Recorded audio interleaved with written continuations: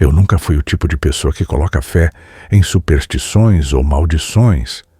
Como restaurador de antiguidades, meu trabalho sempre foi o de analisar peças históricas com um olhar técnico, identificando datações, tipos de corte, desgastes, etc.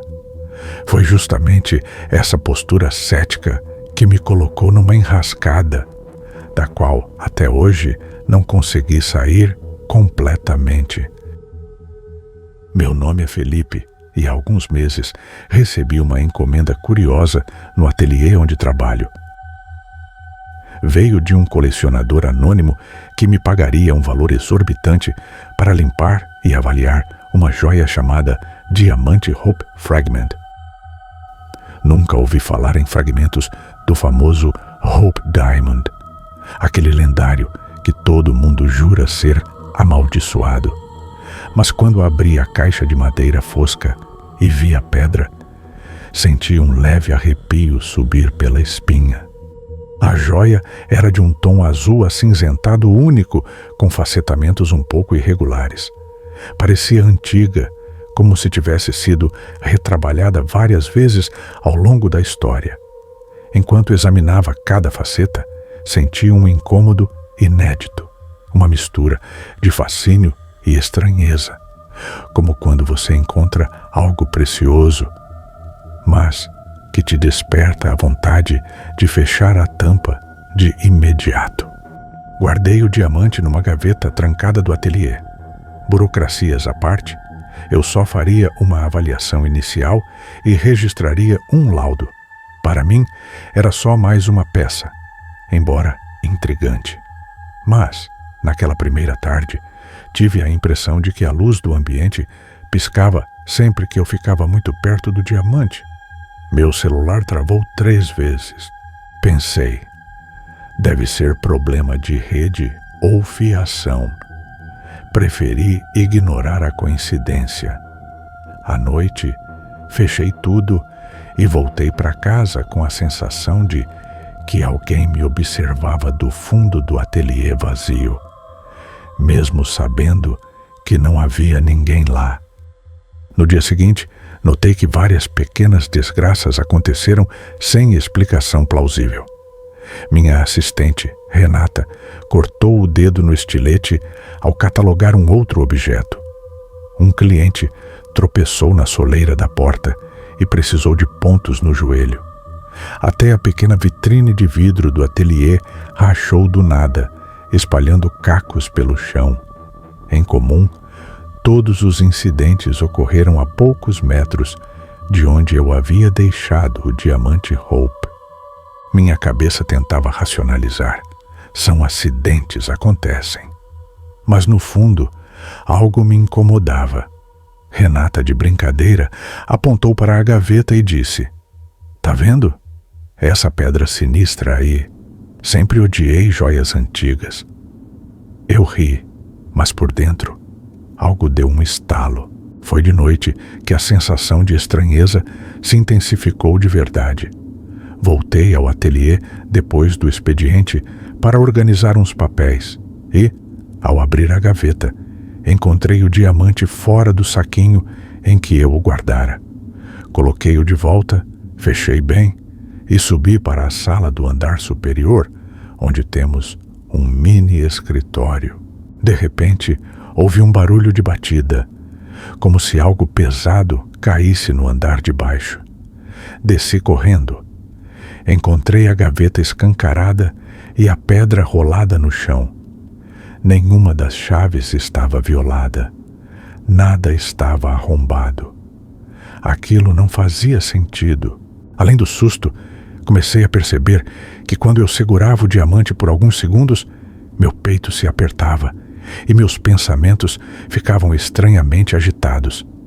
E, ao dormir naquela noite, tive um sonho perturbador. Um corredor antigo, paredes úmidas, uma mulher gritando ao fundo e chamas consumindo um grande salão.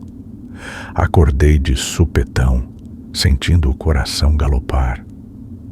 Até então, eu não tinha a menor noção de que meus pesadelos eram só o começo de algo bem mais sombrio.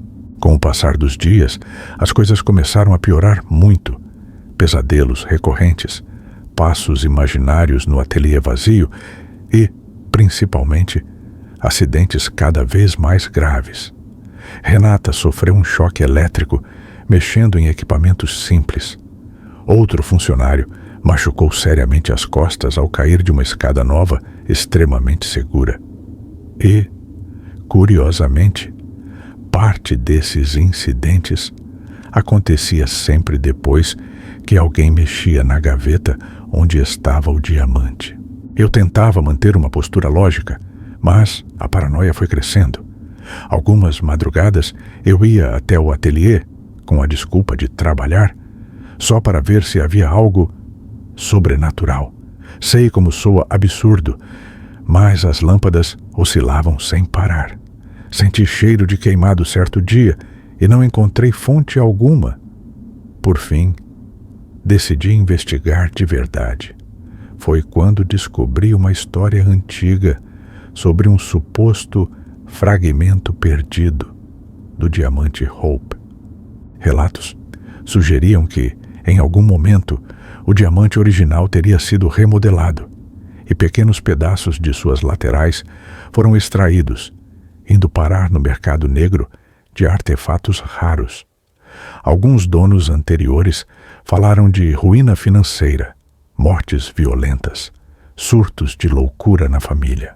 Conversei com um conhecido, Paulo, professor de História da Arte, que me recebeu em seu apartamento repleto de livros e manuscritos.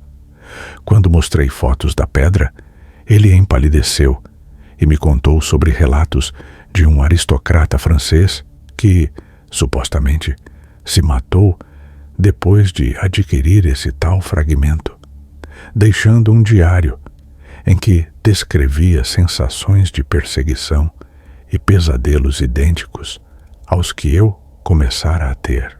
A partir daí, minha vida se dividiu em dois mundos. O presente, onde eu tentava manter o ateliê funcionando, ignorando os prejuízos constantes. O passado, que me assombrava nas madrugadas, através de sonhos e visões inexplicáveis. Foi como se o diamante abrisse uma brecha temporal na minha cabeça. Passei a ter flashes de lugares que nunca visitei. Bailes no século XVIII, salões com tapeçarias vermelhas, gritos abafados. Toda vez que acordava, estava coberto de suor e a sensação de medo me acompanhava pelo dia inteiro. Eu tentava contar aos amigos, mas eles só olhavam com pena. Paulo, por sua vez, dizia que eu deveria entrar em contato urgente com o colecionador que enviou a joia para devolver. Porém, o contato havia sumido e todos os valores haviam sido pagos adiantado, sem qualquer endereço de remetente para retorno. Mais perturbador ainda, tentei jogar a pedra fora em um lago da cidade, no meio da noite, pensando: se é mesmo amaldiçoada, vamos ver se me persegue. Só que, quando voltei ao ateliê, a caixa de madeira estava no balcão, lacrada, como se nada tivesse acontecido. Fiquei em choque. Parecia coisa de filme de terror barato, mas estava realmente acontecendo comigo. Desesperado, comecei a aceitar que havia alguma força presa naquele artefato. A situação desabou quando meu sócio no ateliê, Rogério, sofreu um acidente gravíssimo. Ele costumava trabalhar até tarde, mas nunca reclamava de nada. Numa noite, ouvi um estrondo e corri até a sala de restauração. Encontrei-o caído no chão, com a perna toda retorcida. Sussurrava algo sobre ter visto uma figura de branco arrastando o diamante pela mesa. Levei-o ao hospital. A fratura foi feia e ele ainda bateu a cabeça com força. Quando recobrou a consciência, Rogério me encarou como se eu fosse um condenado. Disse que, enquanto estava estirado no chão, avistou uma sombra feminina parada na porta, sem rosto, só uma silhueta que segurava o diamante. Meu trabalho e a vida de todos no ateliê foram por água abaixo. A cada dia, clientes cancelavam contratos, assustados com as histórias de acidentes e bizarrices. Renata pediu demissão, sem esconder o pavor. Paulo me enviava áudios exasperados, dizendo que eu precisava romper o ciclo antes que algo pior acontecesse. Só que eu não fazia ideia de como romper. Num ato de desespero, tentei trancar o diamante num cofre de segurança máxima que tínhamos no porão, pensado para guardar obras valiosas. Fechei o cofre, ativei todos os mecanismos e ainda coloquei cadeados extras na porta do porão. Naquela mesma noite, em casa, tive um dos sonhos mais reais da minha vida. Vi-me numa mansão antiga, o assoalho rangeu, e uma mulher de vestido de veludo me guiava por um corredor cheio de retratos de gente morta. De repente, ela se virou, exibindo um rosto meio desfigurado, e murmurou: "Por que me prende? A chave está comigo, sempre esteve."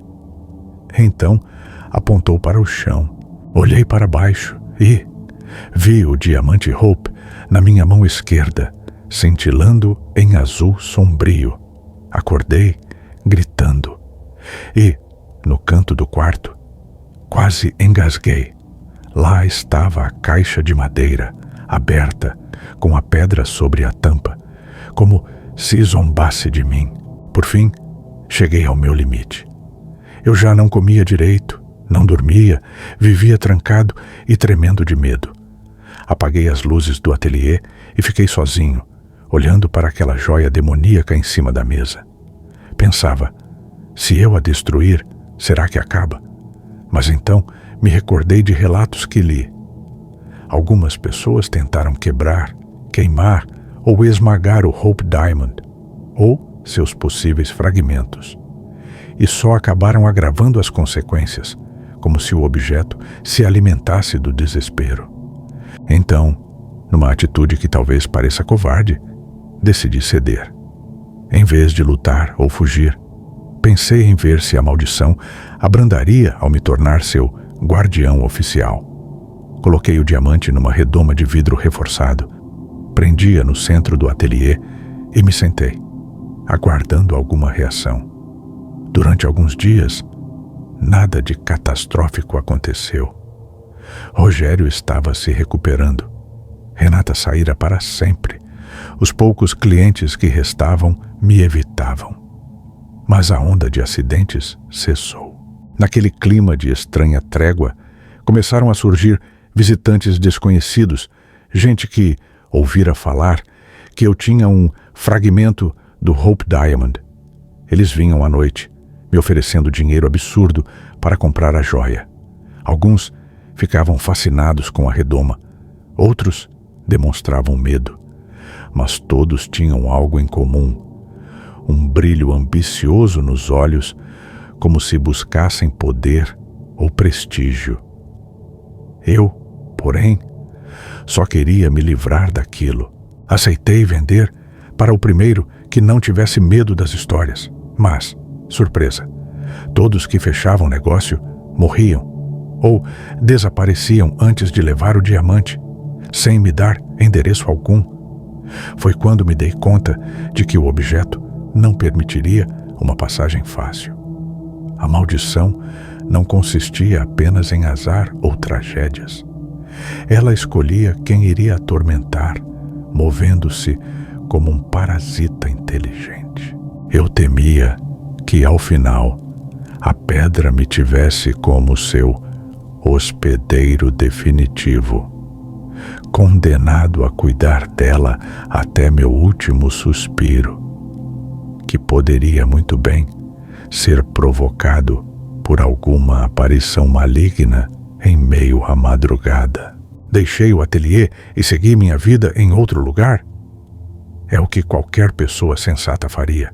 Mas não tive coragem de fugir sem resposta. Sinto que se eu simplesmente abandonar o diamante, ele encontraria uma forma de me encontrar de novo. Então, continuei ali, acordando e adormecendo ao lado de um terror silencioso. Em meio a esse pesadelo, algo inesperado aconteceu. Passei a ter menos pesadelos. As batidas estranhas pararam e a cidade até esqueceu das tragédias.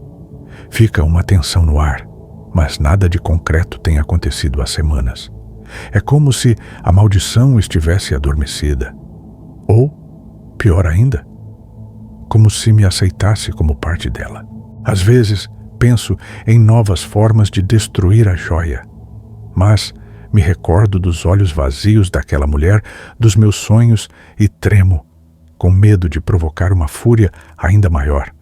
Estou exausto e cheio de cicatrizes emocionais. Se há um meio de anular essa aberração, ainda não descobri. E, por isso, escolho relatar minha história. Quem sabe alguém, em algum lugar, encontre uma pista de como libertar a si mesmo ou a mim. Enquanto isso, o diamante segue aqui, na redoma, irradiando seu brilho opressivo. Vejo meu reflexo na superfície dele e, por um instante, parece que não sou eu quem aparece. Quem sabe um dia essa maldição acabe. Ou talvez ela só espere pacientemente a hora certa de agir de novo, cobrando o próximo tributo de dor e medo. Se você achar que estou exagerando, tudo bem. Eu mesmo duvidaria se não tivesse visto com meus próprios olhos. Só te peço, se algum dia um estranho pacote chegar à sua porta com uma joia azul acinzentada reluzente, não abra. Simplesmente ignore. Fuja disso.